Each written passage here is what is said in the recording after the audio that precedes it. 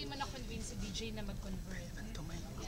Ano ba? Hindi ko pa iniisip. Feeling ko, ano pa yun, matagal-tagal. Isa ba sa factor yun para makapag-decision ka kung sasagutin mo siya? Opo, and si DJ kasi alam ko, may takot naman siya sa, sa taas. So, importante sa akin yung, naniniwala. Pero pwede rin naman kahit hindi magpa-converse si DJ, pwede kayo magkaroon ng relasyon. Bawal eh, bawal. Bawal talaga. Bawal. Isang issue talaga sa kanila. Oo, malaking yan. So hanggang special lang. Pero napapag-usapan niya ba yan? Na tinatanong mo si DJ? Minsan napag-uusapan, tapos minsan napag-uusapan namin yung mga about sa religion na yan, about sa mga difference nga ng teachings ng INC. Ano sinabi niya? Sa ganyan. Willing daw siya? Hindi niya talaga hindi ko siya tinatanong talaga kung willing ka ba para ito-pressure ko naman siya, diba? Pero Ano sinasabi? nakikiramdam muna ako. Pero kaya Ganun. mo bang i-sacrifice yung love for the sake of your religion? Lalim Change ah. your religious belief for the man you love. Shamsi Subso. Well, I think, hindi naman, Miss you.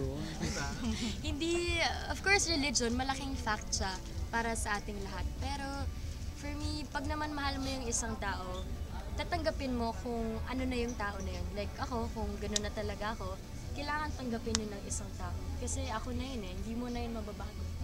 Ikaw, kung sa kanya naman, Like, ayun nga, kayang bang i-sacrifice yung love mo sa kanya kung halimbawa hindi niya kayang mag-convert? of course, unahin muna natin si God ngayon bago ang lahat. And, ang hirap naman ng tanong na yan kasi basta ayaw magsalita lang. Tapos, hirapan ako. Pero paano ang communication niya ni DJ na magkalayo kayo? Everyday pa rin ba ang communication after ng dating ng... Opo, everyday. And minsan naman magkasama kami. Magpupunta siya sa bahay, magbabike kami. Kasama sila Dominic, sila yung barkada niya. Yun yung ginagawa namin minsan, nagbabike-bike kami. So, tuloy-tuloy naman. May text pa rin, ganyan. May gift na sa'yo si DJ. Wala pa. Pero meron siya nababanggit or something, parang gano'n. Wala pa. Hindi niyo nababanggit nga eh. Hindi, wala. Ayoko mag-expect. At Pero sino yung gusto tinatanong mo ka niya. makitang tao sa digo mo? Of course, aside from DJ, yung hindi namin alam.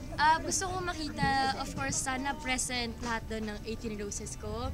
And yung siguro mga kaibigan ko na hindi ko na talaga matagal ko nang di nakita. Excited daw makita sila Direk Lino. Yung very close sa akin ng mga tao. Yan. Did you invite personally sila Chris, sila Gretchen? Yes. Ano sabi nila?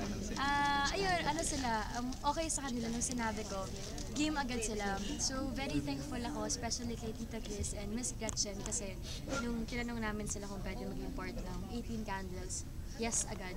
So, Did you imagine malaking yourself na bagay. magiging emotional ka pagdating ng... Hindi, yan yung ayoko mangyari sa debut. Ayoko maging emotional yung debut. Gusto ko maging masaya and magaan lang talaga yung debut. Pero di ko alam, hindi natin masasabi. Kahit pag 18 na kasi ang babae, parang doon nagsisimula mag-mature talaga, even with all the roles, mga gano'n. So, na-anticipate mo na yun. Malapit ka na mag-goodbye sa mga Chichay role. Chichay. Pero ang hirap mo na mag-goodbye kay Chichay kasi siya yung favorite ko sa lahat. Pero of course ngayon, hindi naman nga pwede tayo mag-stick na lang sa mga parating pa-sweet.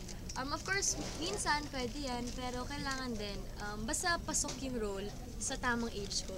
Like gusto ko, nag-grow yung character ko kung paano ako nag-grow sa totoong buhay. Yung hindi mamadaliin, hindi yung bigla. Ayoko ng ganun. So feeling ko, right project lang yun and the right story. Right age for you to do the kissing scene or medyo daring scene. Bawal ba yun? Bawal pa. I mean, science. Science. Bawal ba? Ay, hindi ko lang po sure. Feeling ko, wala namang nakalagay saktong ganun, pero bawal sa Star Magic. Bawal pa. Sino mga friends mo sa showbiz na nagbigay sa'yo ng gift at ano? Nagbigay na ng gift? Wala pa eh. Sa 18 Wala ba pa. Wala pa. Nagpauna na or something.